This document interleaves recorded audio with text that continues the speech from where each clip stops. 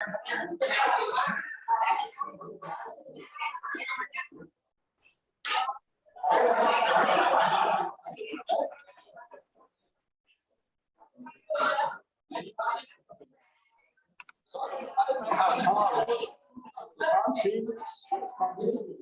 don't know. I just rely on Justin. He's never let us down yet.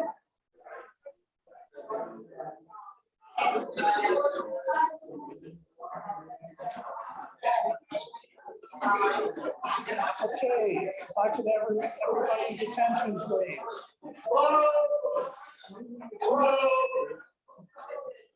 Okay, this meeting is hereby called to order. We are being live streamed, so there is a live audience as well as the, I guess you are the studio audience, and we have a audience viewing this on our YouTube channel as well. And I'll get into that a little bit more. But anyway, I would like, does it matter?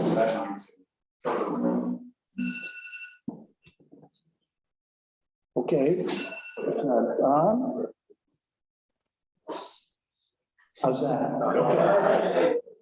Okay. For you that, for anyone that doesn't know me, my name is Richard Spolensky. I'm a member of the Property Owners Association Board of Directors, and I am also the liaison to the Strategic Planning Committee. I'd like to welcome you all to September's Community Connection, I think is what we call these meetings. Is that right, Scott? And today, as all of you know, the subject matter today is the strategic plan, or more specifically, the voice of the customer, which is really the foundation on which our strategic plan is built. So we have two presenters today. One, Rich McLeod, Big Canoe property owner, strategic planning guru, and he is the head of the Strategic Planning Committee. We all are also going to hear from Tom Tabor, live from Wales. Tom is the principal of T4 and Associates. They are the firm that did a really good job in developing the survey, conducting the survey, and as you'll see, reporting the results of the survey. So following those two presentations, we will open this up to questions and answers. We really did want to make this an open meeting because, I mean, after all, it's the voice of the community. We should have open face-to-face dialogue on this. But unfortunately, because of the high COVID transmission rates, we didn't think it would be appropriate to try to pack 200 people or so into this room. So what we've done is kind of a compromise. We've got as I said before, a live studio audience, which is comprised of about, Rich, you counting in? I'd say about 30, 35 people. We've got the other four members of the POA board. We've got members of the Strategic Planning Committee. We've got members of the Long-Range Planning Committee. There's a few finance caps back there somewhere. And leadership and committee. So they will be afforded the opportunity to ask questions, as will anyone in the that's watching via live stream. This presentation will be posted on the website, and the slide deck from the presentation will be posted on the website as well. If there are any questions that come to you at 7 o'clock tomorrow morning when you're taking your shower, don't call us, but you can pose those questions to the leadership to ask the POA, and they will be directed to the Strategic Planning Committee, and we'll do our best to give you an answer. So, Mr. McLeod. Just doing door to here. Okay. So I turn it over to Rich McLeod. Rich, thank you very much. Thanks. I'm Rich McLeod. Joy and I live on the Highland Trail up on Audubon Ridge. We've been here about 4 years, and it's been my privilege to lead the Strategic Planning Committee since about March, I think, when we formed to get strategic planning updated. I've got 4 slides. I'm going to be very, very brief. I don't have a whole lot to say because I want to turn it over to Tom Tabor, who's going to give you the results of the survey that we just completed. So, Justin, how do I get my first slide? Justin, where are you? Need a plan.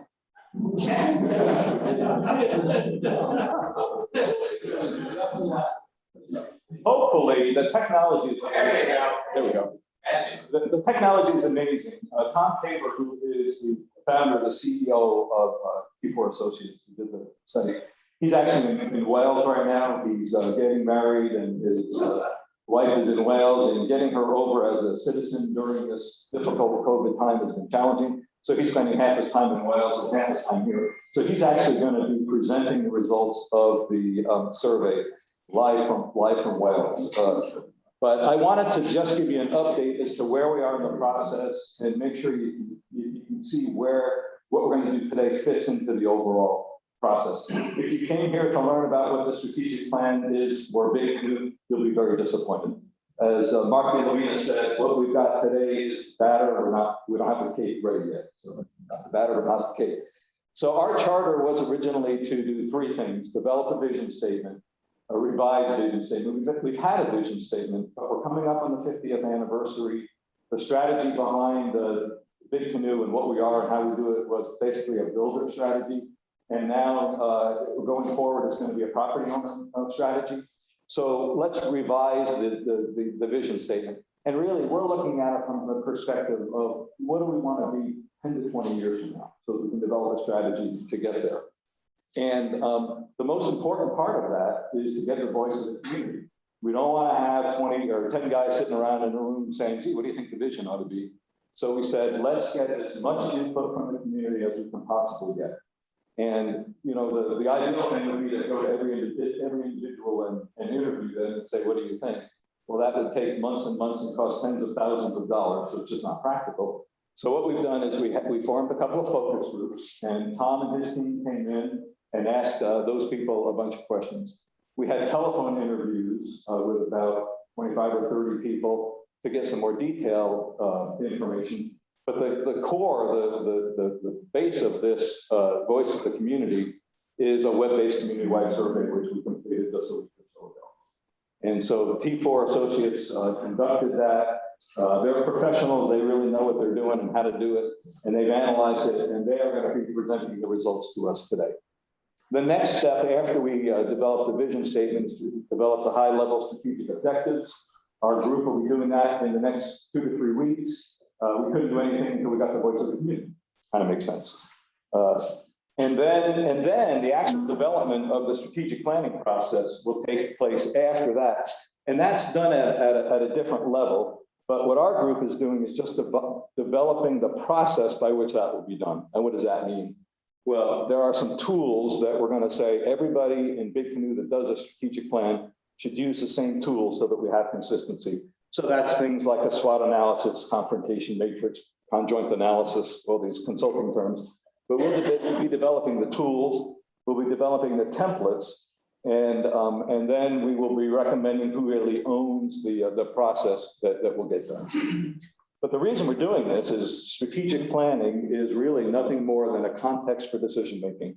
You can't make decisions, you can't make good decisions unless you know where you're going and what your objective is at the end. So that's what we're trying to do. So if you go to the next slide there, Jason. So this is something that Regis came up with, and I thought it was good just to remind us as to where we are in the process.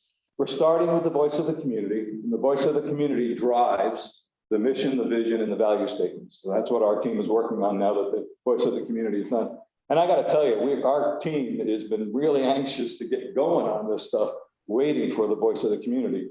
But we didn't want to shortchange that. We wanted to make sure we did a good voice of the community. And then we'll develop the strategic objectives. And then we're pretty much done. Our team is then done. Then it goes down, if you look on the left-hand side there, it goes from strategic to tactical, and it goes from the board and our committee down to management. Then we're going to turn that process over to the management team. And then they will do their strategic plans by operating department, by amenity, and they'll use those tools, and then they'll come up with their short-term plans, their long-term plans, and their annual operating plans. So we're way at the top of this process right now. Next slide. So one of the things that's been really important to our whole team is making sure we've got as much community involvement as we can. So we started out with putting a committee together that as best as we could represented the community at large. And then we put some focus groups together as best as we could that would represent the community at large. And we've done the survey. So what you've seen and done in black there is the community involvement that's already taken place. The communication of the voice of the community and feedback is what we're doing today. So our goal today is to communicate what you guys said, what the community said, and then solicit feedback and say, anything else you want to say, here's your chance. What do you think of this? Any questions that you have about the survey? So that's what today's all about. That's in red. And then 5, 6, and 7 is our community input that we're hoping to get as we go forward. So once we complete the vision statement, we will again communicate back back to the community, ask for feedback, say here's where we're going. It's proposed right now before we cast it in concrete, but there'll be an opportunity for people to see that vision statement and give us feedback before it's considered done. And then the same thing with the high-level objectives. We're going to communicate that. Here's what our committee's come up with. What do you guys think? Any heresy? And then last, the strategic plans, communication and feedback. Once the plans are done by Scott's group, there'll be an opportunity for people to see those and provide feedback. So we're soliciting the community to communicate with us as much as you possibly can so we can get it right. And then my last slide is today's agenda. So Tom Tabor is going to spend 30 or 40 minutes going through the results of the survey. And he's the CEO of T4 Associates. They are a very professional group, and they do pretty much nothing other than voice of the customer for industrial, for businesses, voice of the community for people like us. But that's what they do. That's all they do, and they're really, really good at it. I believe, and Tom will correct me if I'm wrong, but I believe he had a team of 5 people working on this for us. Tom was intimately involved all the way along. He's kind of been almost our main contact. And so you'll meet Tom by video here in a minute. Then we're going to have some questions and comments on the data. I use that term specifically. After you've seen this, we're asking people that are out watching this on live stream and you guys here in this room, any comments, any questions you have on it, we're going to solicit that and maybe spend about 20 minutes on that. The presentation results will be available on the POA website. So the presentation you're going to see, you can download and look at it at your leisure. People that have questions after today, we're going to ask them to go to the Ask the POA on any comments and questions that they have. So again, we can get more input. And we're going to ask you to do that pretty quickly because we're anxious to get going and say, okay, we've got the voice of the community. Now let's go on and do our vision statement. And then the high level, the vision statement, our team's task over the next couple of weeks is to finish a vision statement and the high level objectives. And we really like to get that done in the next 2 to 3 weeks so that we can move on. So that's kind of where we are. Any questions on the agenda for today? Where we are in the process? Okay, then I'm going to turn it over, and I don't know how I'm going to do this. I think Jason's going to do it. We're going to turn this over to Tom Tabor. And Tom is sitting there in Wales, and he's going to go through the data. And again, the comments that we're looking for is on the data and the survey. People are going to want to automatically jump to, well, what does it mean and what are we going to do about it? And I'll tell you right now, we don't know. We don't know. All we're doing right now is collecting the data and giving you feedback on it. And then we'll be able to figure out, okay, what are the key issues and what are we going to do about it? So Tom, can you hear us? I can hear you fine. Can you hear me? Yeah, we can hear you fine. All right. So all right. Well, all yours, buddy. The good news is that I've not been in Wales long enough to either get a Welsh accent or to start speaking in the Gaelic. So I appreciate the opportunity to be with you virtually. I had the chance to actually come to Big Canoe at the start of the process, and I can fully appreciate why so many of you, all of you, obviously elected to be there. It's a beautiful community. What a wonderful part of the world. So for the next 30 minutes, I'm going to take you through an overview of the study. And you've heard a bit about the methodology, but obviously more important is what came out of it. Now, before getting started, let me ground you in a few facts about who you are as a collective group. First thing to note, by the way, and Rich explained the methodology, so I won't reiterate that, but I would say it was purposefully done to try to be as thorough as possible, to cover as many questions and topics that were relevant to all of you. And then once we identified all the questions through planning meetings and phone interviews, is then ultimately try to capture as many opinions as possible. As you can see, over 2,100 responses were received. That's over 50%, a very strong turnout. And I would say for any of you that maybe studied a bit of statistics in school or used it in a career application, it's safe to say that the number of responses, if we were to receive, say, another 500 more, the story wouldn't change by much. In fact, it would change by no more than 2%. So when I show you numbers and stats, if one response is at 40% and one's at 38%, for all intents and purposes, it's the same thing. If it's more than that, then it's more notable. And I'll call some of those out as we go along. Okay. So before we dive into what you had to say, let's understand effectively who you are. A few basic facts. 73% of you live at Big Canoe full-time. The balance are part-time people. And about a third of those, or technically 8% of the grand total, rent your property. Okay? Second important fact, the age differences are pretty widespread. If you look at it in terms of who's in their 50s, 60s, and 70s, the largest group is the 60-year-old category. That's 37%. But I think what's probably even more notable is that notice the percentage that are in their 50s versus their 70s. 19% in both groups. Now it swings a bit to the older when you include people in their 80s and above, that's 16 versus only 9% below 50. But the point to be made is that as trying to come up with a vision and a plan, to remember that we're speaking about a wide population here age-wise. Important to note that. Second thing to note is, from a perspective of a family, at least children, grandchildren, nearly half of you have grandchildren that visit at least once a year. And 8% have children living with them. Now, most of those are part-timers, 70%. But there definitely is a factor here of whether it's kids or grandchildren that come into play in your thinking about what Big Canoe should be in the future. Okay. A few more facts. Home values. We asked you the question, what's the approximate value of your home? The left-hand column is the total column. 8% said less than 300,000. Maybe those are the tree toppers. The majority was 300 to 600,000. 31%, 600 to $1 million. And then a little over 7% was $1 million plus. Now, if you look at it by age, you notice that the under 50s, they're often the ones that are buying that probably the first time purchase of a second property.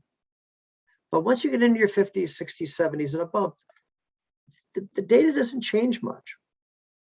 But I think it's important, and we're going to reference this as we go through it, that there is definitely differing views on the direction of Big Canoe, where money should be spent or not spent that tie back to home value. So it's important to remember that there's pretty broad spread, but again, over 60% have property of 600,000 or less.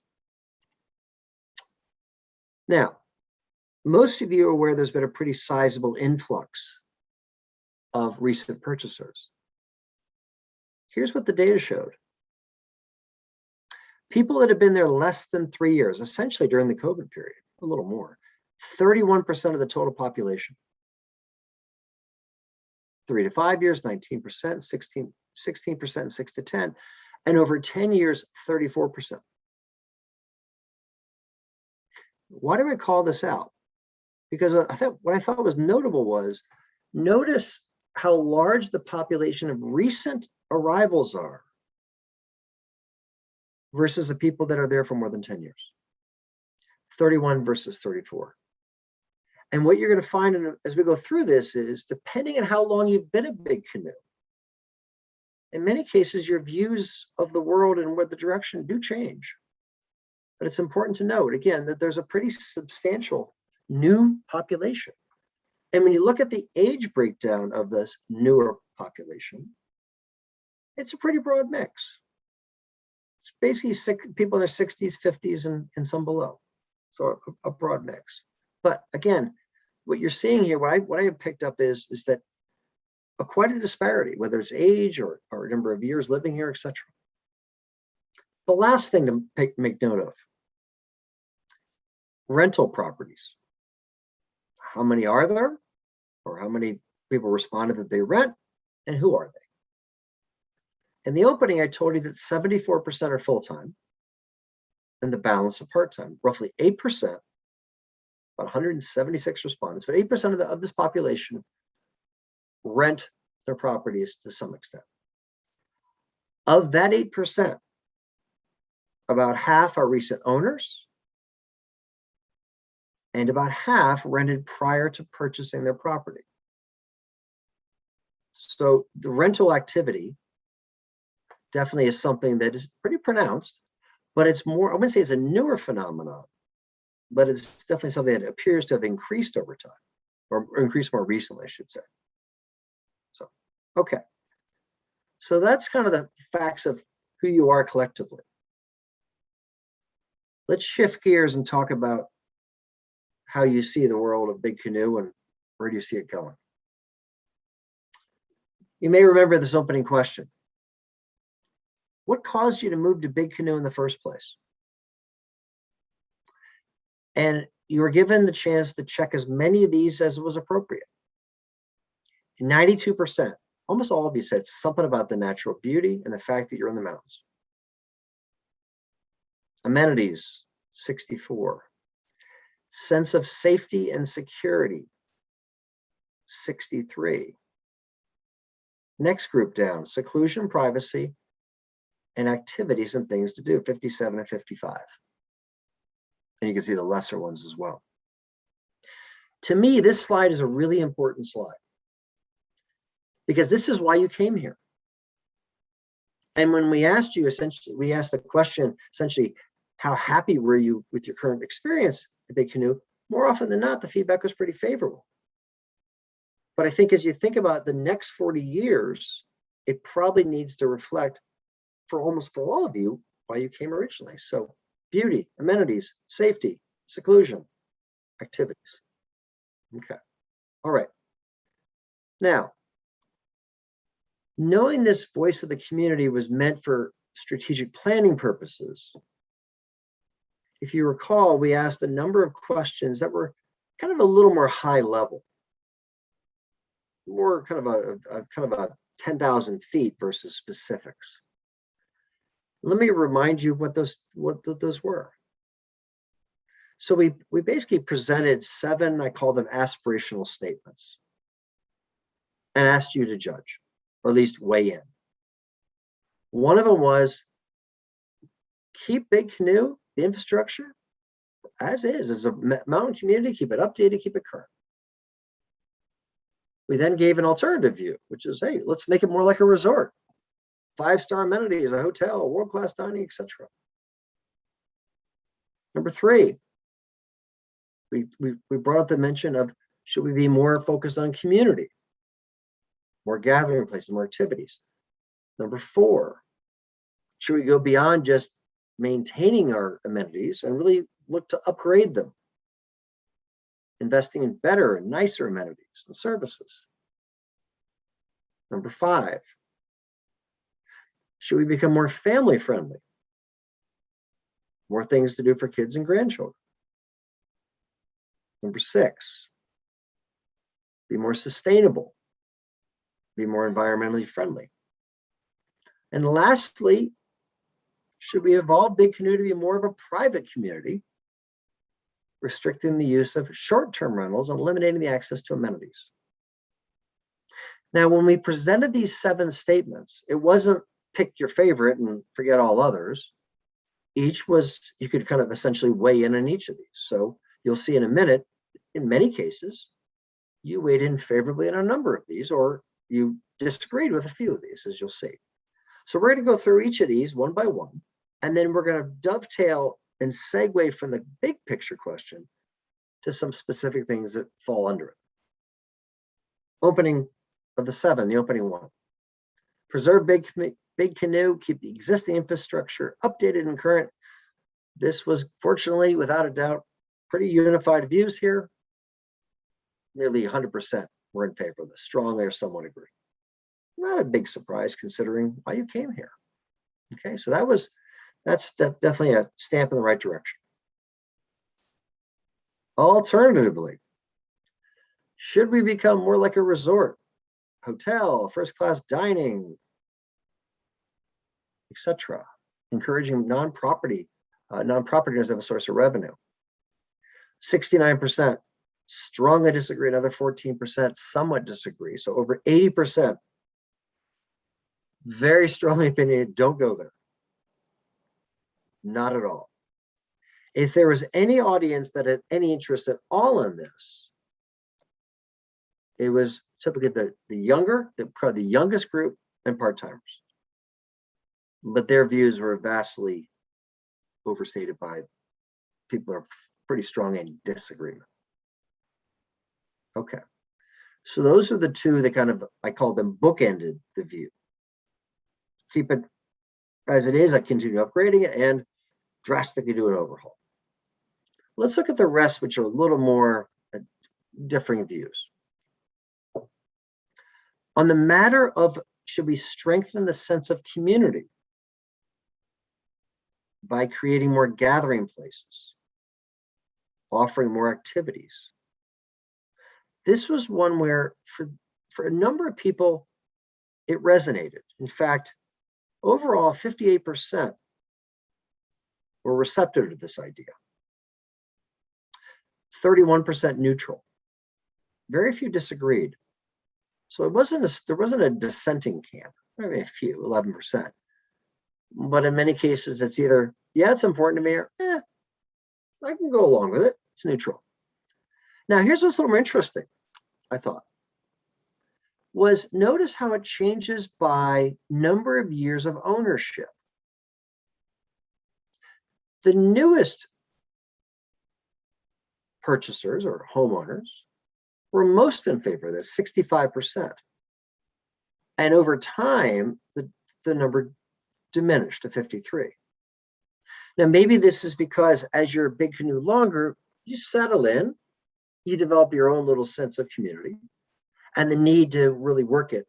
Well, you have what you have, and you're pretty satisfied.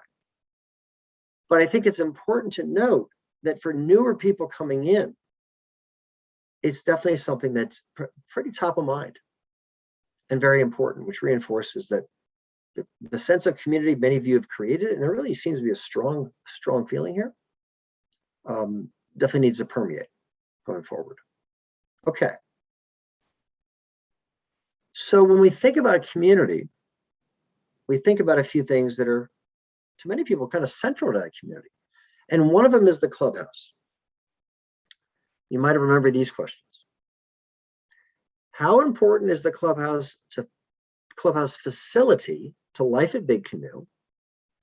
And how important is it to you personally? That's the left-hand percentages over here. 72% of you said yes, very important. For you personally, only 46%. But the sense, at least my interpretation was that you saw it as a centerpiece for the community. Whether or not you were actively using the facility or not, you saw it as important to the community. And I would stress that the scores didn't change much based upon age or years or property values, etc. What's interesting was when we asked people, how often you expect to be in the facility, majority said multiple times a month. Nearly 60%, 58% anticipate visiting multiple times per month, which is encouraging. So A, we have something that we deem as important to our community, and B, it's something that many of us would expect to frequent. Now, here's where reality sets in. How would you rate the facility, meaning the look and feel, the layout, and the functionality of the space? And this is where the scores came down quite a bit. The average rating was, we called it on a 10-point scale, was 7.2, which means there's definitely some need for improvement. And many of you actually gave a score below a 7, which is definite need for improvement. So some improvement, definite need for improvement, which sent us to the message of, okay, it's important, but some work is needed. And I think some of the comments here really strike home. It should be the heart of the community, but it's not. It should be the brand ambassador for Big Canoe. It should be a premier facility, exterior and interior. Furnishings with a point of immense pride. Today, it's more tired looking. The furniture's dated. It could offer so much more. Again, 3 comments that represented many of the comments we picked up on. It was interesting, by the way, in the left side chart is when asking people, how would you rate the facility in terms of look and feel? The answer definitely varied by kind of the value of homes. So people that were in the $1 million homes and above were far more critical of this location of the facility than there were of people that were, say, in the sub 600. But pretty universally, there was a encouragement to do more. So we then went on and said, all right, so if you think work needs to be done, where would you encourage it, the focus to be? Number 1 area spoken of was more outdoor dining and gathering spaces. Then upgraded furniture, upgraded look and feel, a separate space for parties, maybe some more meeting space for clubs. So definitely a lot of interest in this. And again, slightly different views on what should be done, but for the most part, pretty strong support that something should be done. Okay. So while we're in kind of under the umbrella of the clubhouse, let's shift and talk about the restaurant and the bar. If you recall, we asked you a series of questions on this. We asked you to rate the service and the wait staff, the atmosphere, the food, and the wine list. You remember my comment that this was on a 10-point scale, and a 9 or a 10 was very good, even an 8 was good, but you get to a 7 or even in the 6s, and it's basically a near failing, if not a failing score. And as you could see, your voices were pretty loud and clear on this one. A lot of discontent in various ways. Now, in spite of the discontent, there's hope that things get better, and there's a lot of interest in frequently in the restaurant more. In fact, 70% would easily visit monthly, if not more. But as you can see, is those that were most frustrated and gave us the lowest scores tend to be the ones that would probably visit the least. But my guess is that's probably a reflection of what they see today versus what they'd aspire for in the future. And if you're curious, and I put this up here just to kind of create an eye chart for many of you. It's a way of looking at the screen and testing your eyesight. I'm just kidding. But we cut the data that I just showed you by respondent type and by longevity, how many years you've been at Big Canoe and how old you are, by home values. And you can cut the data any way you want. And the punchline is everybody's pretty upset, or everybody has encouragement to do better. So no need to look at the scoring, but the point of it is, as you can see, it's pretty consistent. All of you in the room and many of you that are remote have largely the same views. Now, You had opportunities to write in comments, and we received quite a few of them. I won't bore you with all the narrative because the comments are all over the board, but I would tell you that thematically, there were a number of people that were crying out for longer hours and more availability to access the facility, the restaurant itself. Many suggestions to work on the atmosphere, the food menu, the wine offering, and even the service and the staff. So the feedback was pretty, suggestions are pretty broad, shall we say, very broad. And points are very, very outspoken as well. Okay, so that takes us through the first of those statements. Let's now shift and talk about the question related to upgrading amenities. If you recall, back in the very opening, I shared with you, why did you move to Big Canoe in the first place? And after we got past natural beauty and a mountain atmosphere, the amenities was right up there. When asked the question, should we upgrade and expand current amenities and invest in new amenities? Do we agree, disagree, etc.? 72% want some degree of upgrade or investing in new services. Only 13% disagree. And of the newer owners and the younger owners, people that have come in the last 2 years, or the people that are in a younger demographic, like their 50s, over 80% in favor of this. So strong views and opinions to take the effort to make the upgrades. Now, that's a very broad statement. The question is, what should we do? Or actually, how do we feel about them today, and what should we do tomorrow? One of the questions was, please rate the overall quality of amenities at Big Canoe. We got about a third of the people that gave a big thumbs up, very good ratings. The bulk of the responses, a little over 50%, acknowledge there's definitely some room for improvement. 13% definite room for improvement. And again, you can cut this at the bottom, whether it's by age or home value or resident type. The answers really didn't change much. There's pretty universal belief that the amenities are good or okay, but they want to see some upgrades, want to see some improvements. So then it came down to, frankly, almost a more tactical question, which is, okay, if you're voting saying we should do something, well, where should we do it? Where should we make these upgrades, these investments?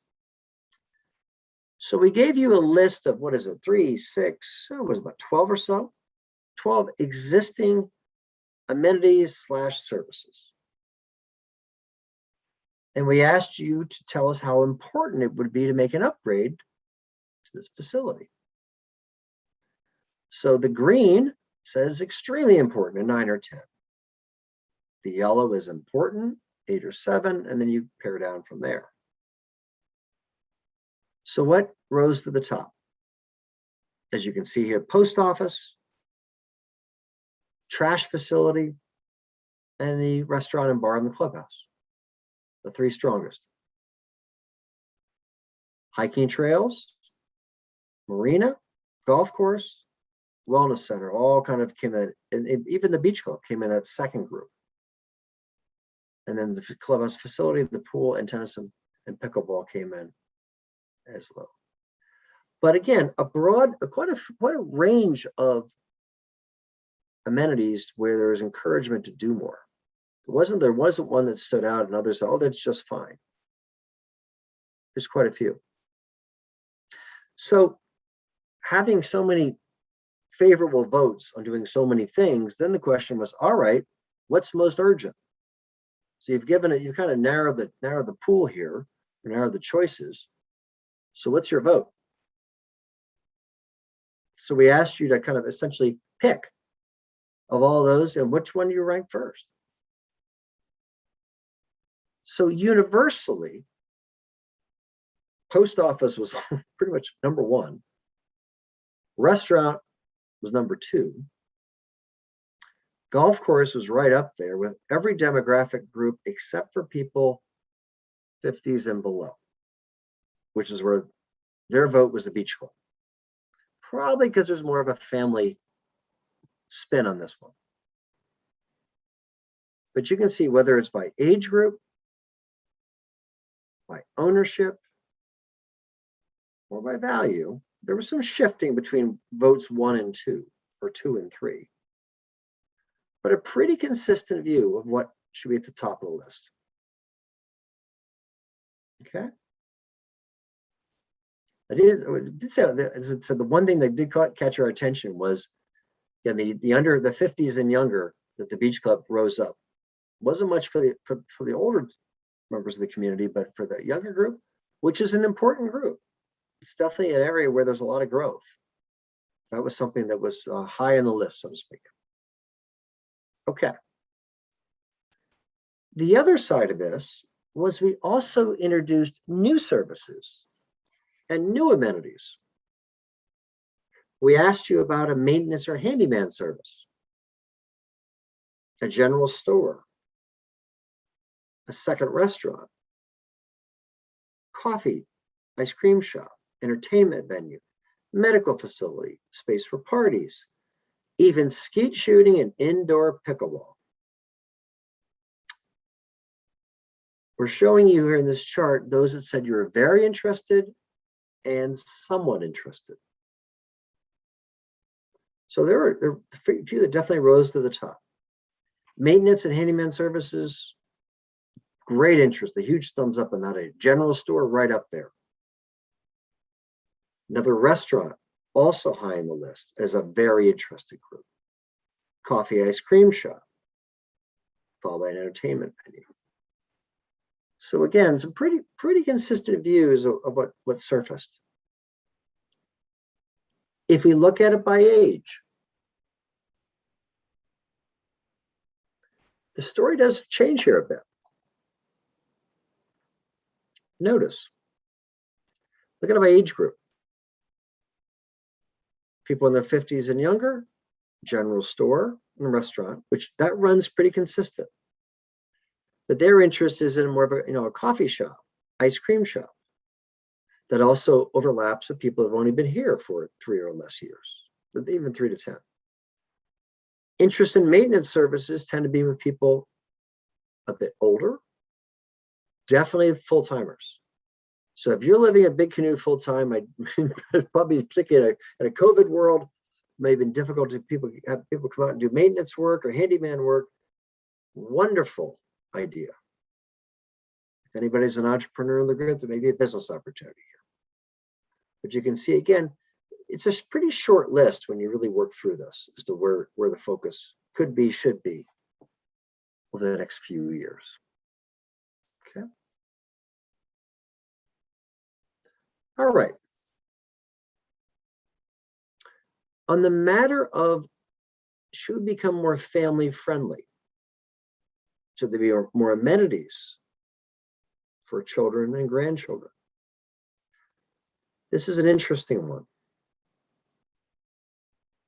43% support the idea, countered by 21% that disagree. As you might expect, the younger residents and people that have children and grandchildren are definitely more in favor. There's also a pretty big neutral population as well. So if, depending on, again, how long you've been here and your age, obviously views will vary, but pretty strong view in terms of if you've got kids or grandchildren that visit, 55% of you are saying, yes, we should do more. And if you're your 50s or in 3 years, yes, we should do more. Now, on the matter of what we should do, several of you had ideas and you wrote in your views. We captured, I think, about 15 of them here. There are a few more that I think surfaced from some of your responses. And everything from playground equipment and maybe some more council activities and programs, putt golf and bikes and skates and childcare services. Some interesting ideas that surfaced. But I think one of the big issues, I think not big issues, what came out was is this notion of being more inclusive to a broader range or broader age range of people, including younger people. Okay. So all sounds fine and good. A lot of interest now in adding amenities or upgrading amenities, but it always comes back to reality. Are you willing to pay for it? Which is kind of one of the punchlines of the survey. Question: how much would you be willing to pay to accelerate upgrades? And what we spoke to was typically things run a 10-year plan. If we pulled it forward to, let's say, 5 years to get all this done, maybe even less, would you pay more? 53% said you would pay more. The majority, up to 10% increase. And a few were willing to go to 20, even 30%. So just under 47% said, nope, keep it as it is. And the balance, at least 10, in some cases 20 or 30. Now,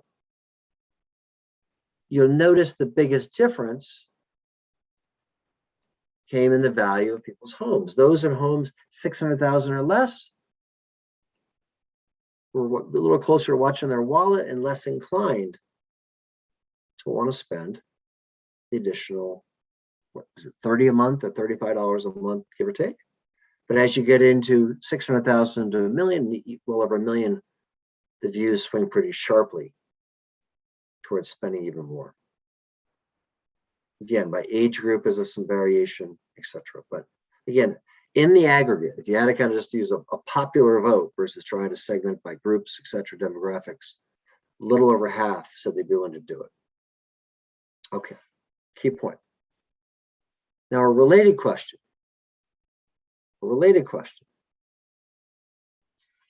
How do we pay for it?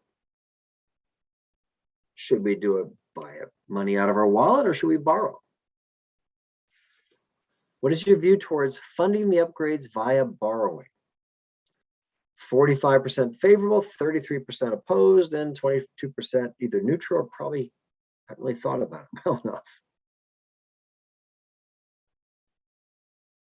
If you look at, try to kind of cut through all the different demographic data and slices and dices of data, the more affluent, at least in terms of home values and part-time residents, a bit more inclined to support this idea. But just to say, there are quite a few that said no, don't want to have any debt outstanding. If we're going to do something, do it in cash. Okay. Last but not least,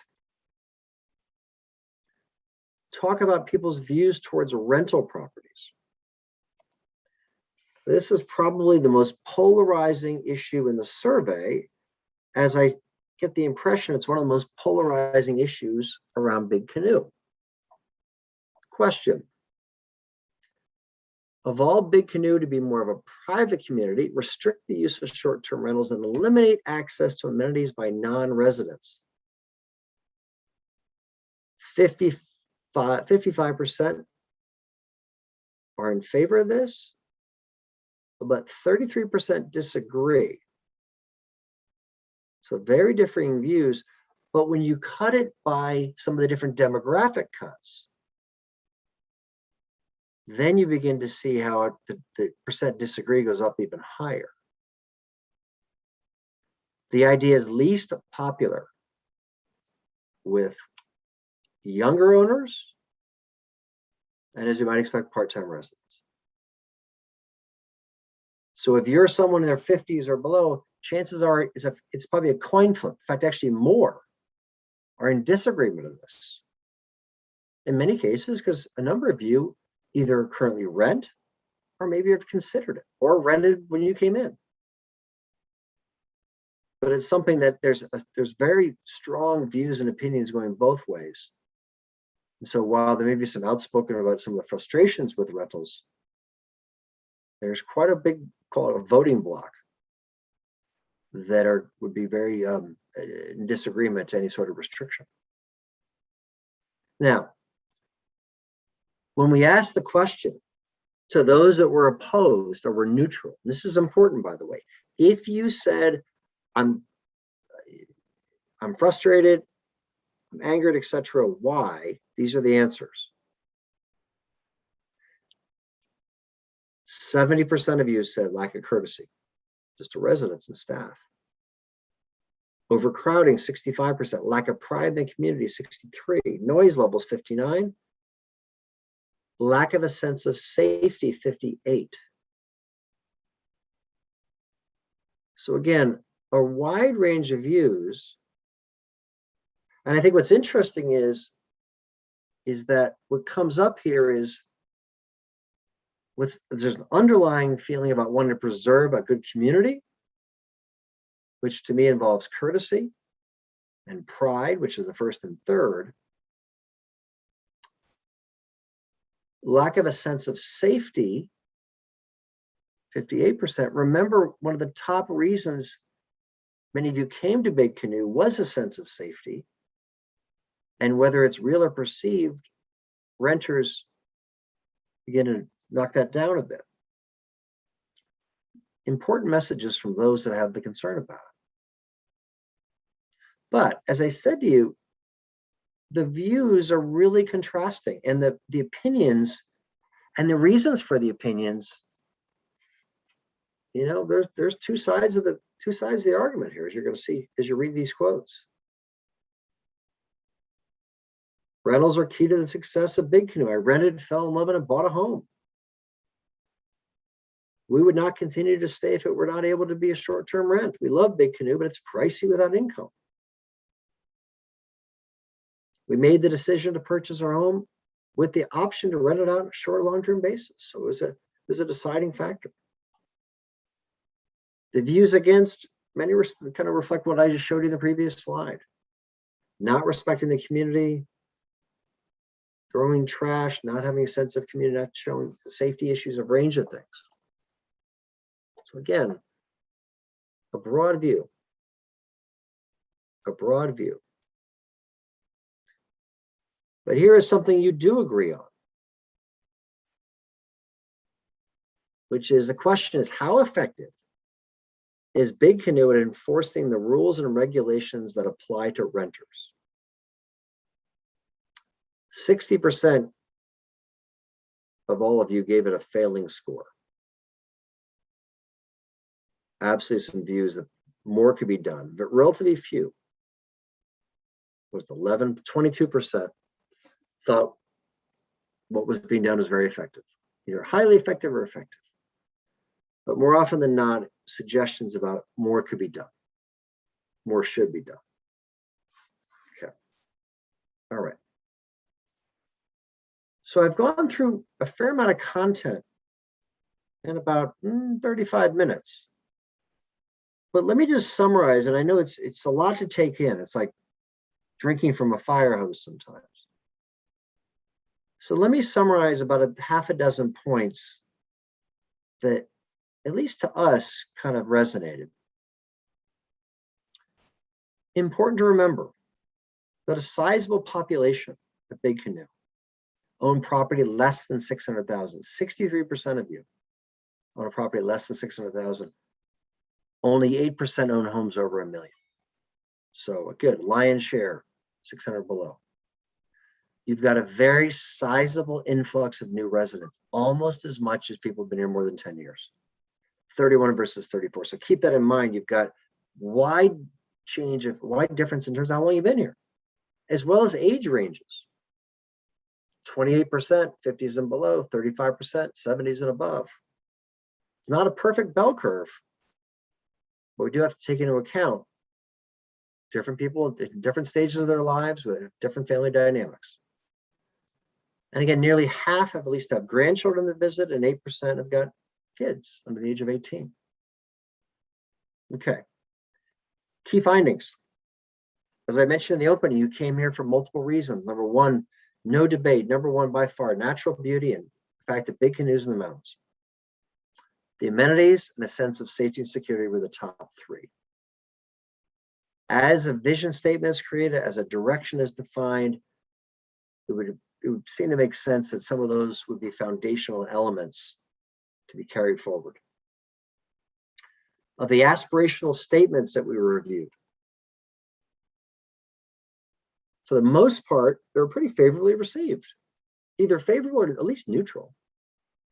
The exception was turning it into a resort.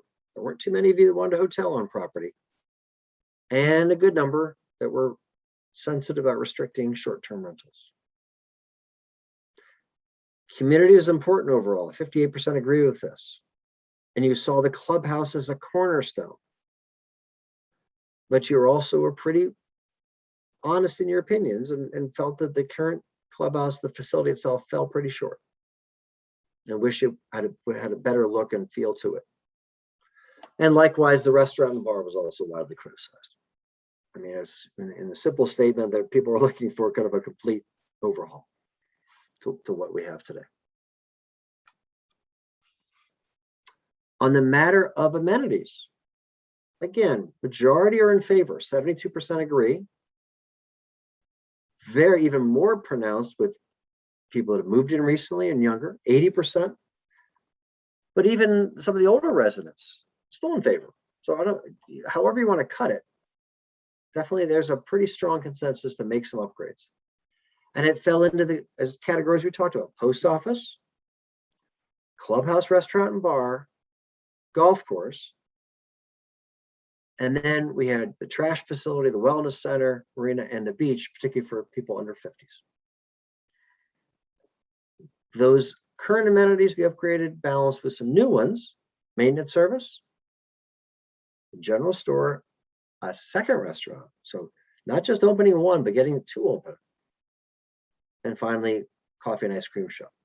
So a number of good suggestions, a number of good ideas, and I hope again reflect the interest in building a community, reflect the interest in more upgrades, more amenities. Thinking about becoming more family friendly.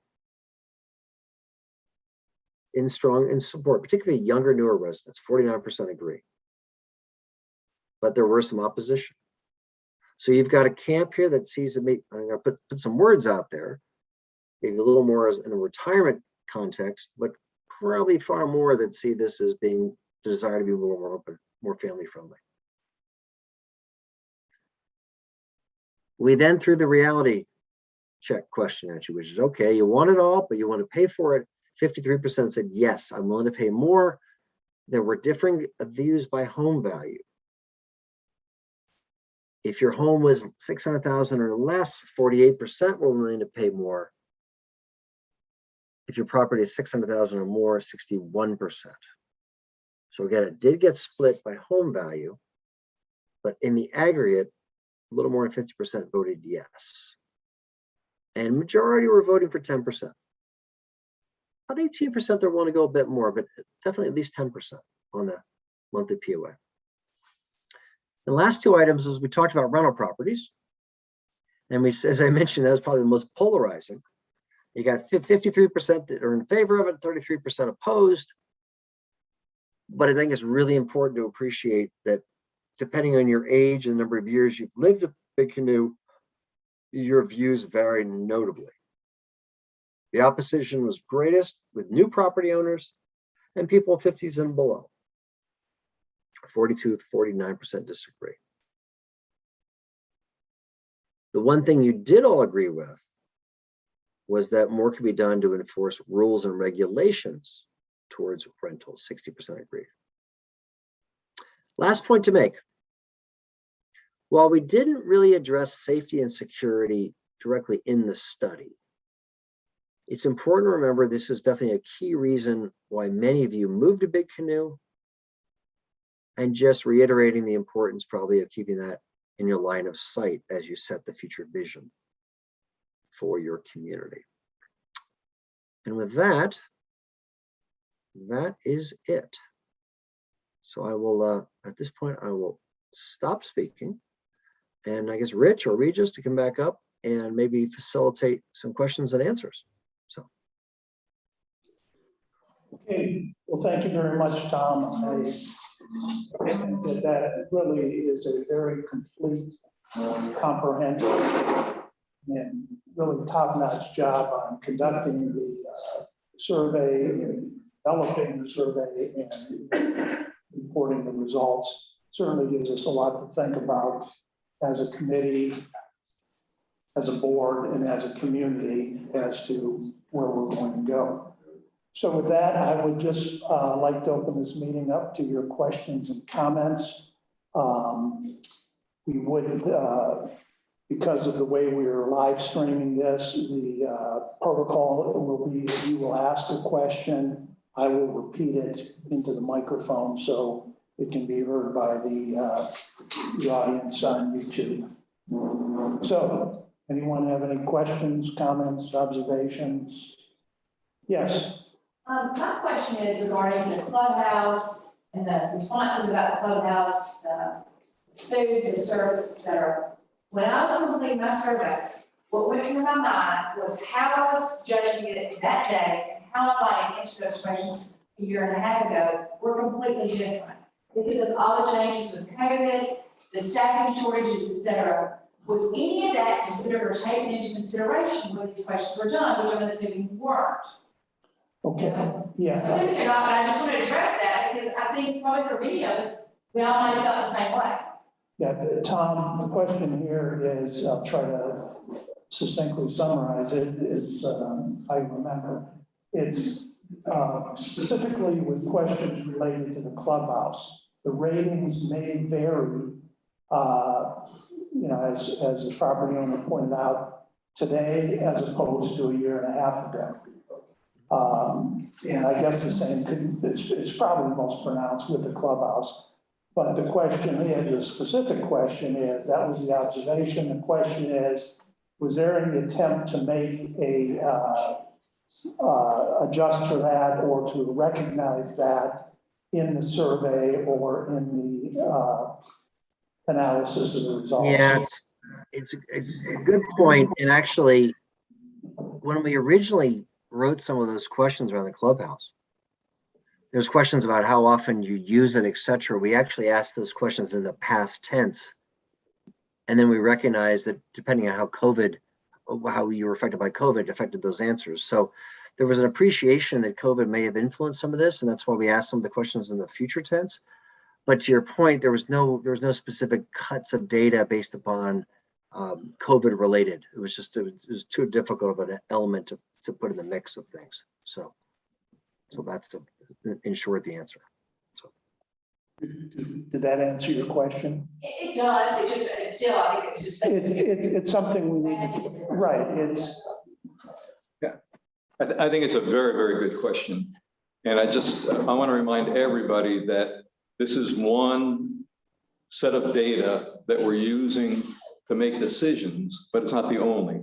And we talked about it in our committee also. In fact, Scott being on our committee, when we started talking about this, he said, I'm already doing that. So I just want to reassure you that while you're valid, your question and your point is very valid. And it would be very difficult for us to do that. Just because it says something up there doesn't say, okay, now we're going to make a decision just based on the survey.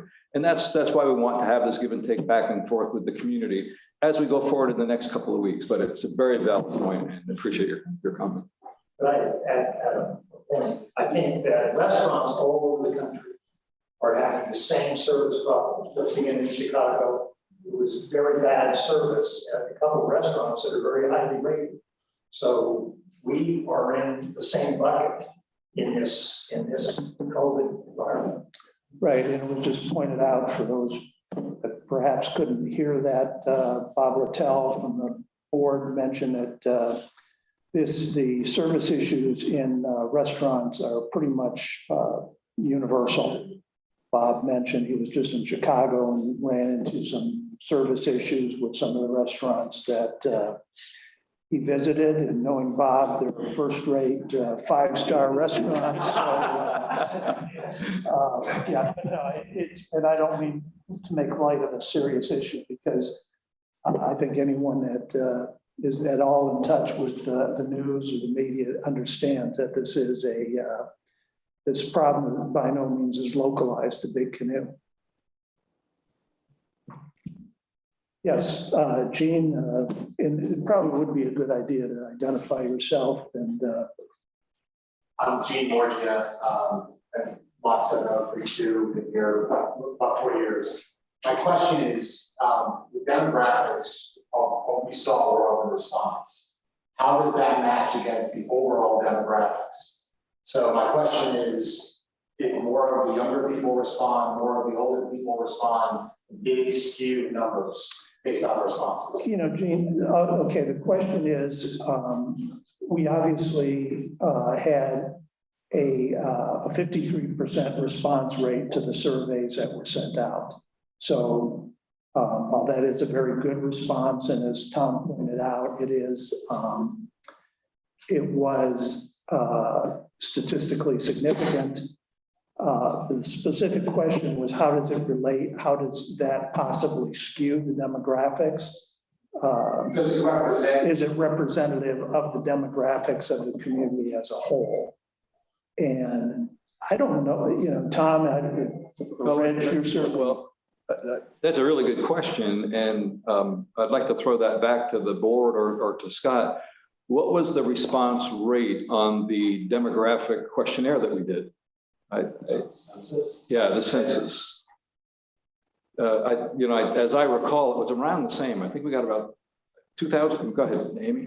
I don't have the exact numbers in front of me, but I did look at a pretty wide range of similar kind of things, and 53% was about the highest I had seen. Yeah.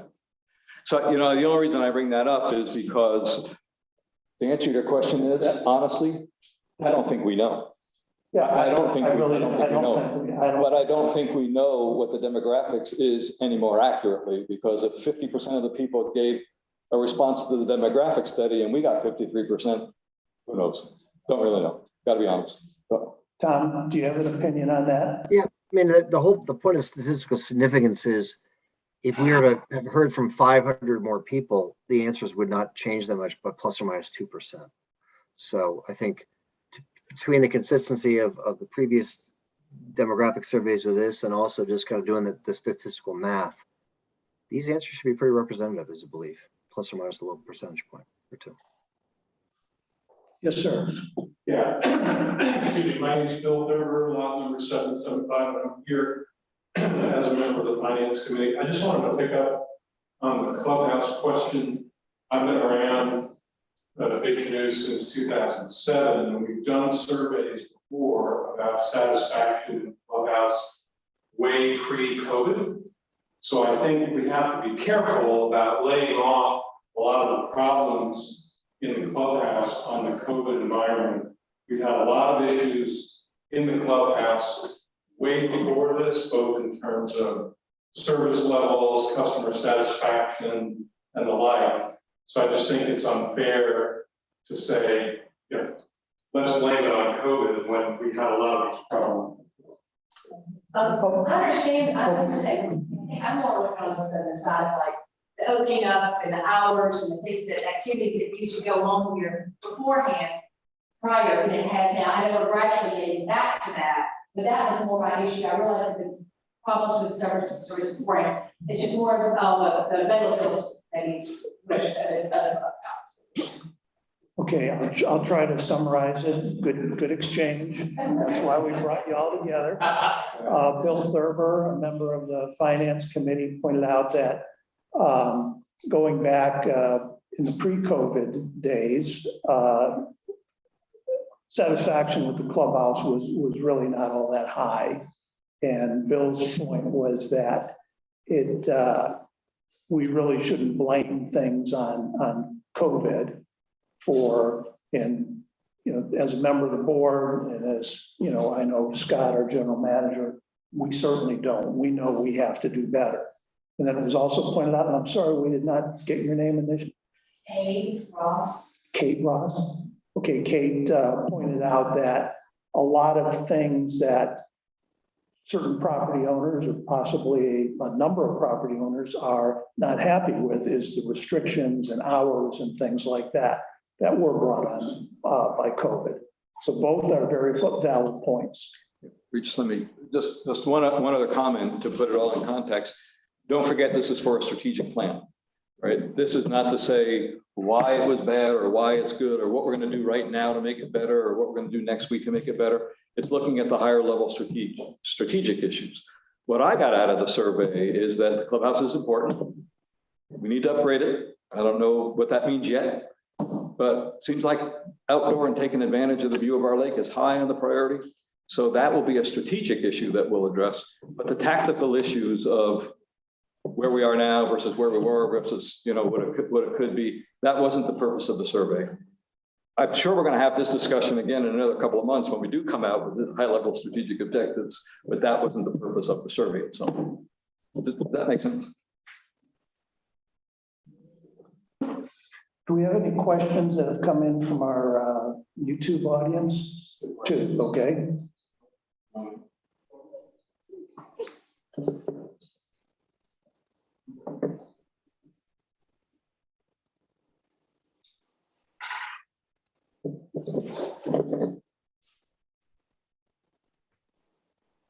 All right, Billy Smith, lot 10435 asks, when considering how to finance improvements, you did not seem to consider the additional income that renters or guests pay for using the amenities. Why not? And that's a very, very good question. And we've talked about it, but it was not part of the survey because that's a tactical issue. We know that we have renters that are using our amenities.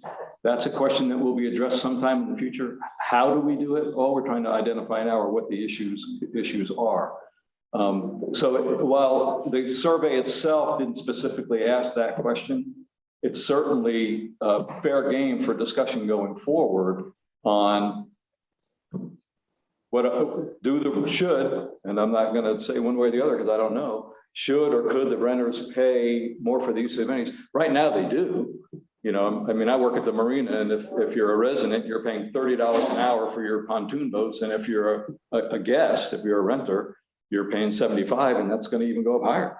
So that's already happening, but those are tactical issues that need to be addressed. Scott? We also did ask the question, does the economics generated by renters change your answer to how you feel about restrictions on short-term rentals? So, yeah.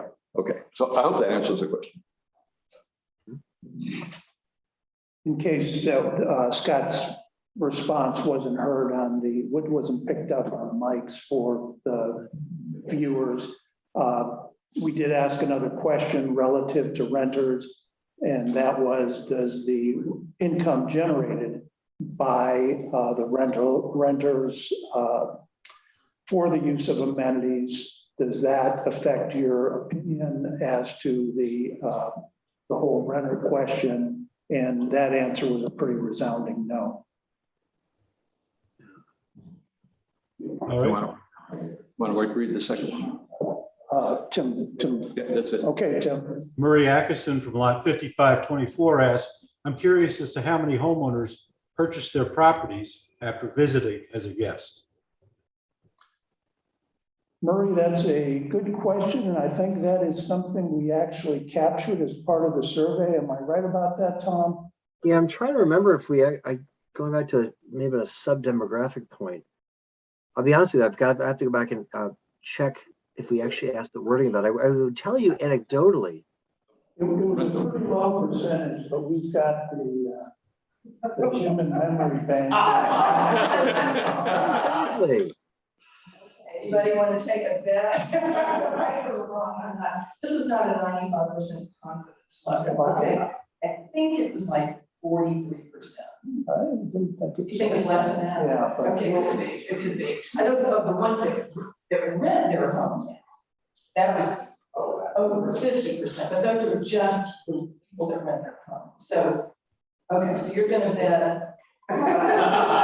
I'll take the under.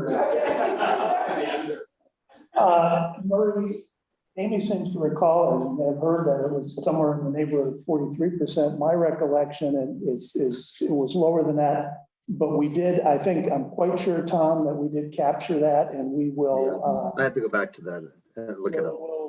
We will publicize the actual number there. Let me Point of clarification on the question is, how many people bought the house after being here as a guest is a little bit different than those that came here as a renter. I came here to visit friends for months as a guest all the time, and it convinced me to buy. So I would guess that if you bought a house here, it's probably a high percentage. I don't know what the number is in terms of people that rented. I happen to have some friends that I could stay for free, so I didn't have to. The intricacy there is that our covenants require that guests equal, renters equal guests, so we make no differentiation. Yeah, and as Amy pointed out, our covenants identify guests and renters. There is no differentiation. They're all guests. They're all considered guests. So it's hard to. So it's hard to answer that specifically. Any other questions from the live audience here?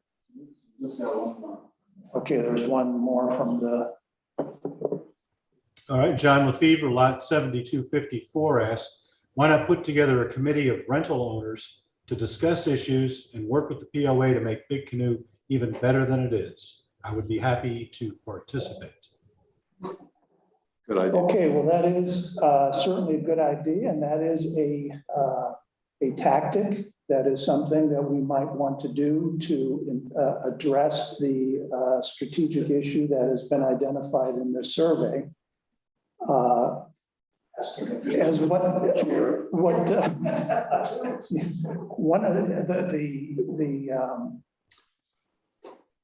as Rich talked about in his overview of the strategic planning process, out of this voice of the property owner, voice of the community survey, we will come up with a mission statement.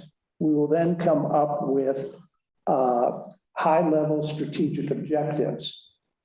Below the high-level strategic objectives, we are going to come up with tactical plans to support these. So I would see that this committee of rental owners to discuss issues and work with the POA, great idea. It's a tactical issue that may come out of this, this whole strategic planning process.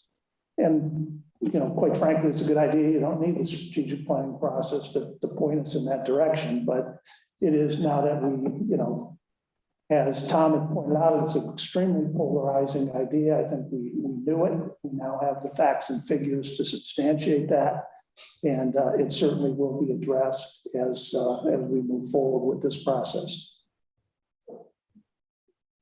That's all the questions.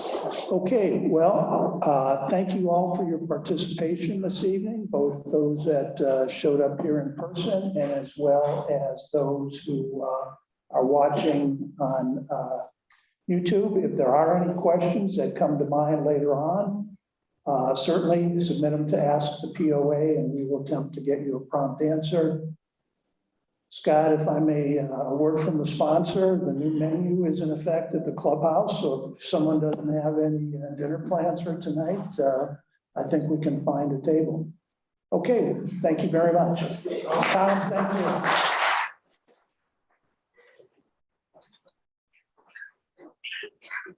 you.